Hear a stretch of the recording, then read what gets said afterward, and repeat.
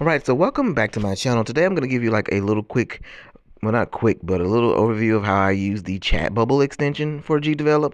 I'm actually working on another project, but I decided to do or open another scene, a test scene to kind of work and show the chat bubble extension and how I used it. So let me go ahead and put the test scene in here. Alright, so now that that has been saved, I'm going to go ahead and add the extension, or the actual extension. Go here and you type in chat here at the very top, and then it will pull up the chat bubble extension from the list, and you see it's a community extension and it's by Plankto Fun. Alright, and you can create chat bubbles dynamically, and then clicking on it kind of gives you an overview of everything that you can do and what it does. So here are the key points, and then there is an example link as well, but like I said, I'm kind of showing you how I did it in my project. But let me go ahead and install this in my project. Alright, so now that it is installed in my project, I can move on to the next thing, and that will be, let's go here to create or add a new object in the scene objects. So what I'm gonna do is go here, and I'm gonna be looking for the shape painter object.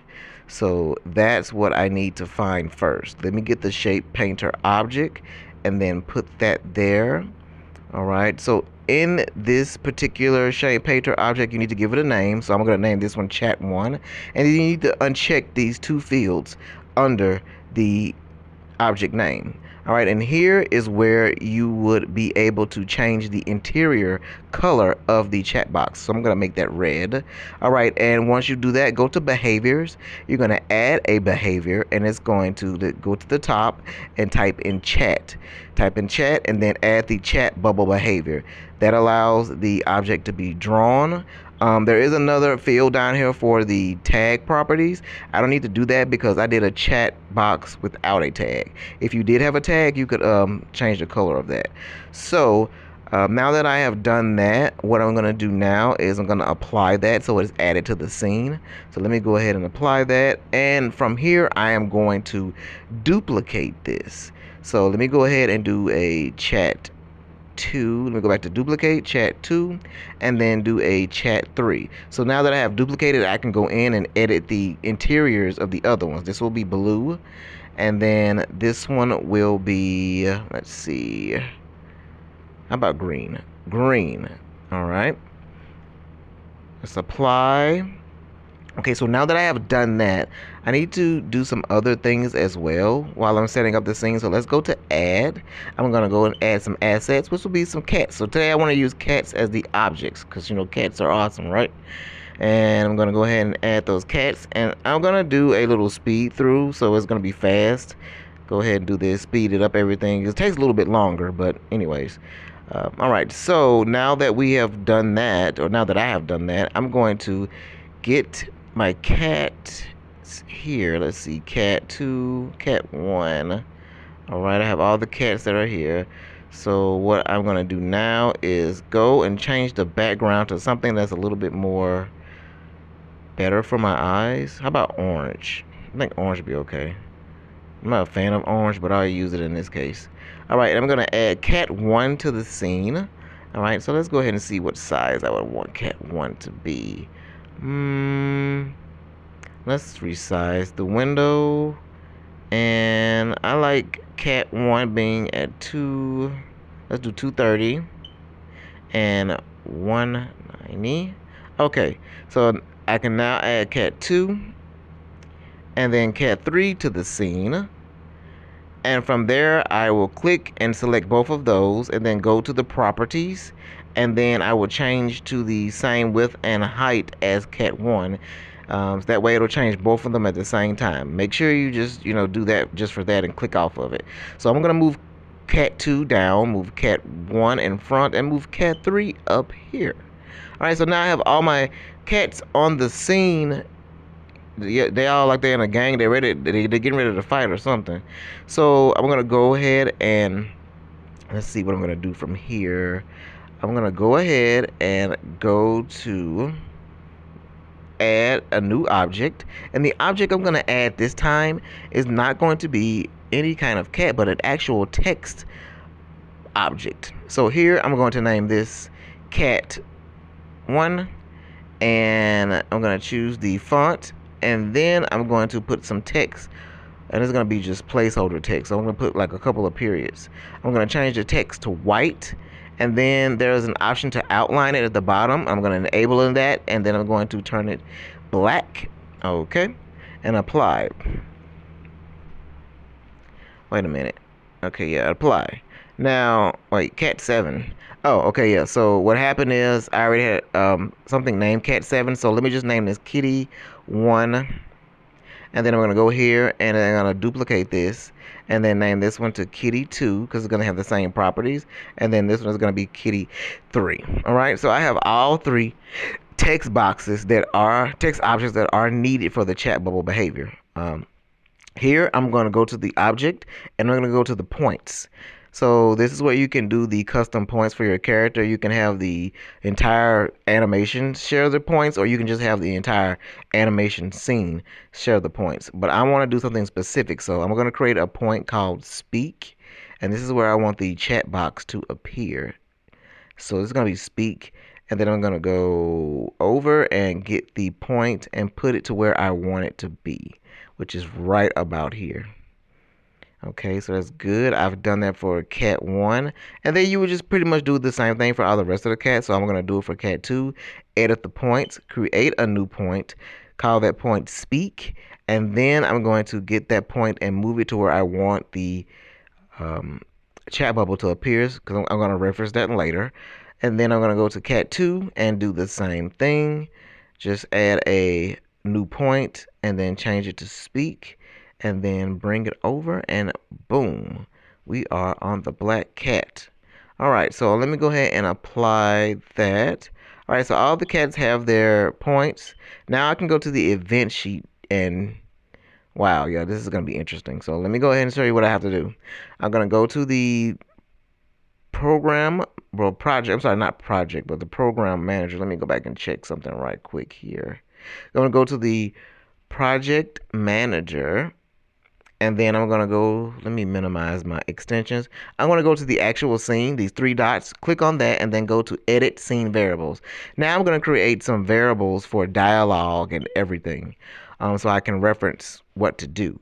As you know, GDevelop has several different types of variables, but for today I'm going to be using a structure variable to store all of these cat dialogue properties. So I'm going to get a structure variable, name it cat speak. All right, and then within that, I'm going to give it a child. I'm going to call that child. Let's go ahead and give it a child here. And I'm going to call that child cat1. All right, cat1. All right, and I'm going to change this into an array, because an array allows you to hold different properties with numeric fields. So I got 0, 1, 2, 3, and then I'm going to turn all these to string. As you know, string allows you to do text, number, or whatever you choose in that field. So I'm going to go ahead and remove that, and remove 0, and remove 0, and remove 0. And then I'm going to put the dialogue. Okay, I am a cat. And here I'm going to put, no, let me change that. How about meow? And then I am a cat. And then I'm going to put, are you a cat? This is a very smart cat, I can tell already. All right, so from there I'm going to put, no, I don't want that. That's weird. Being a cat is great. All right, so good.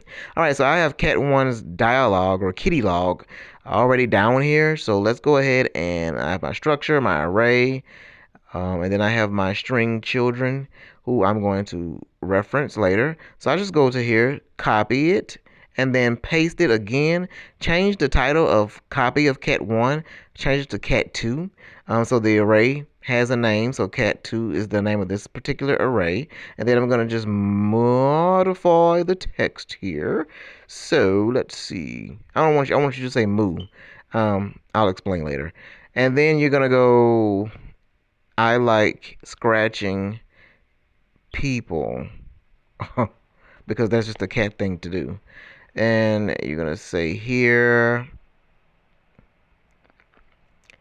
Feel the fury of my paws. Yeah, this cat right here got an attitude already, I can tell. Alright, so let me go ahead and get this down here. Okay, so that is done for the cat 2. And paste again, get rid of the copy of, change that to cat 3, and just do the same modifications that you want to do for the dialogue. You can go here and change, let's see, I am a cat. How about this one? Are you, if you are, if you're a cat, then why do you sound like, wait a minute, I don't like that. That's just not right. Let's move it down here. Then why do you sound like a cow? I forgot to put my A in there, but I'm not gonna worry about that. I'll do that later, whatever. And then we have cat 2 is pretty sus. So you already know that cat 3 is not falling for cat 2's bull today. Alright, so let's go ahead and check this again. I have my main structure. I have my named arrays, and I have the children that I will be referencing in those arrays as string dialogue.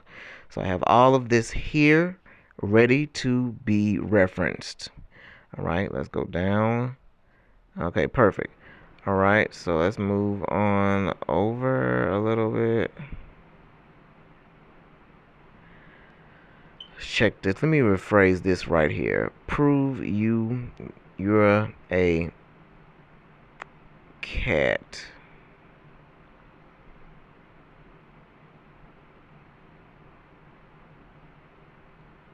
Yeah, I like that.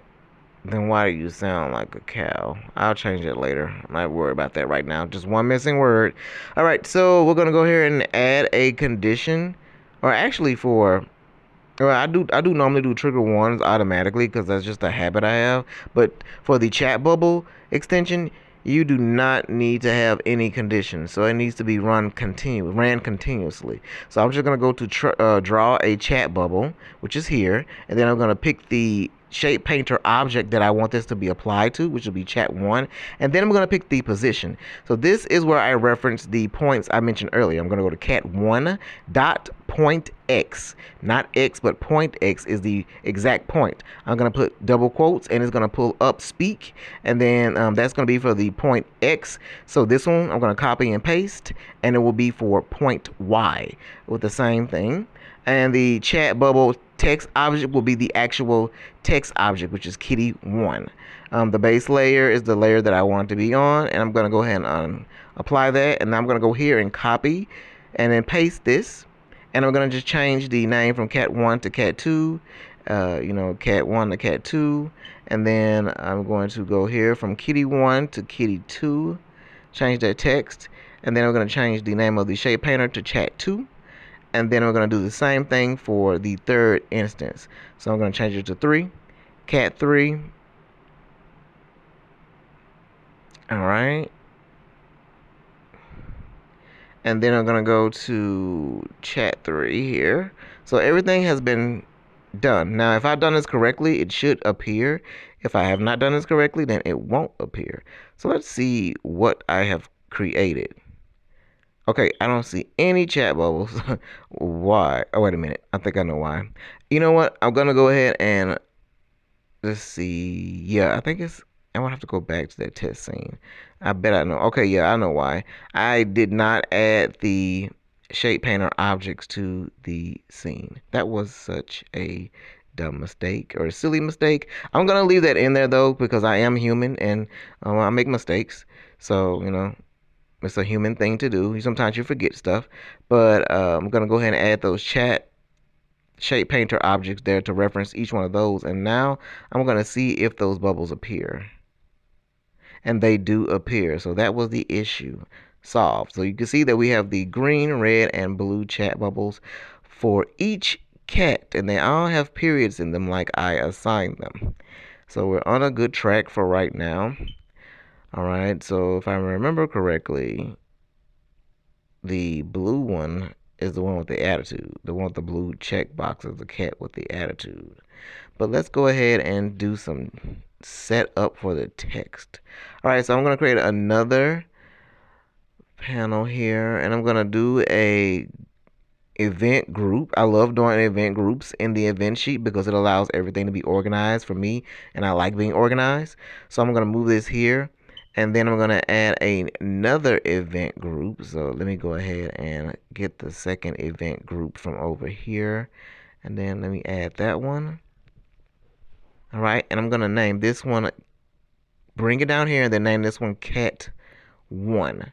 All right, and I'm going to move this over, event window, and then I'm going to add a condition. All right, so I'm going to do if key is pressed, which will be the Q button. A key is pressed, and then I want this to be trigger once while true. All right, I'm going to add this to the action scene. I'm going to find the kitty1 text, and I'm going to change the text. And this is where I'm going to go reference the variable again. So I'm going to go click on here, go to variables, go to scene variables, then go to text variables, which is because it's a text. I'm going to go here, and I'm going to find cat1, but I'm looking for the child, so it's going to be cat0. Catspeak.cat0. So that's going to be the actual child. And I'm going to go here, and let's see here. And I'm going to copy, and then I'm going to paste this a couple of times after that. So all I have to do is go here and change the key that is pressed to activate that specific action. And I'm going to change all of these. And then I'm going to make sure that everything here looks okay as far as the numbers and everything. Let's see. Yeah, and I changed this to 1, and I changed this to 2, and I changed this to 3. It's very important to make sure that you are remembering to make the specific modifications if you're utilizing copy and paste, like I am because I'm lazy. So I'm going to do copy and paste again, and I'm just going to go and close this one out and change this one to cat2. We're going to have the same thing in there. I'm going to change the buttons to A, S, D, which is the second row of keys on the keyboard.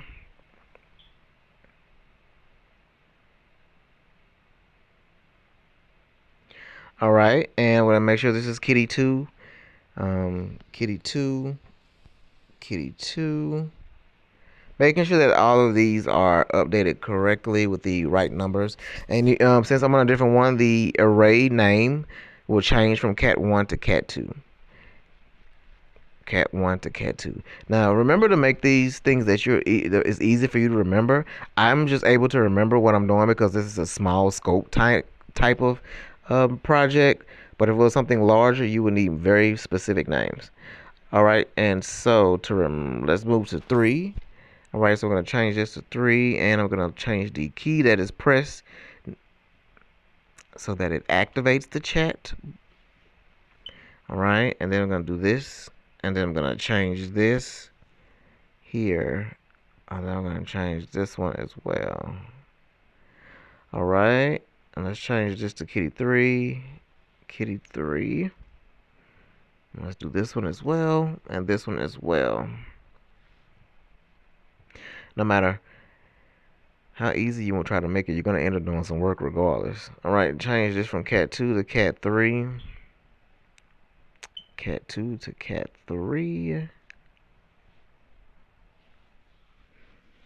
Cat2 to cat3. And then make sure I reference this right. All right, so I have all of the cats dialogue. Let me add another key press, which is going to be space. Okay, key press space here. All right, so if space key is pressed, I'm going to trigger this once while true. And what I'm going to do here is go back to my copy and paste method. I'm going to copy the text, change the text of this particular thing. I'm going to copy that, and then I'm going to go down here and paste it in a new window. But I'm going to change it from that to, let's see, yeah. and kitty 2 and kitty 3. And doing the double quotations inside a text field like that, it'll just render it to blank. So it'll erase everything. All right, so now that I have set that up, I think that it's okay to kind of go and let me go ahead and save this. I always save, something I always like to do. I'm paranoid about saving. Let's preview this and see if it actually worked correctly.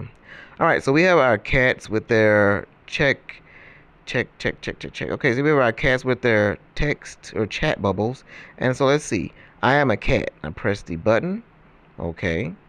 Prove you're a cat. All right, I'm going to press the other button. Meow. All right, good. No sound effects needed. Meow. All right, so these two cats are on the same path. But look, we have moo over here. We have cat down here that's saying moo. All right, so that doesn't sound right. Okay, so let's see. Prove you're a cat. And what does this cat 2 have to say? I am a cat. All right, let's press this button. I like scratching people because that's what cats like to do. All right, and let's see here. Then why do you sound like a cow? I missed the A there. And fear the fury of my paws. And as usual, cat 2 has an attitude. Cat 3, let's see. Being a cat is great. All right, so all of those work pretty well with no issues. They're following my commands with the key presses, and then when I didn't do the space bar. Okay, well, let me try that right quick. They're all following my commands, so when something appears, you can go back to it or however, and the check box automatically sizes to that, and from here I can press the space bar, and then it erases everything like I told it to do or set it up to do in the event sheet. So that pretty much covers that so far. That just all the dialogue for the chat bubble and everything. Let me go ahead and check this out. Let me go ahead and get rid of everything for this. So I'm going to hold shift and then click on everything on the panes, then hit the delete button and it gets rid of everything. X out of this, X out of that. Go over here to the project manager, go to properties over here, and I'm going to resources, and I'm going to go to remove unused and all resources. So anything that I'm not using is going to remove everything. And my current game I'm working on, I just started on that today. It's already going to be like hectic because the variables is a quiz type thing, but the variables this is just a first question, and look at this mess. So yeah, I'm gonna have to get this set up a specific way, but hopefully I can get that done or something done a little bit later.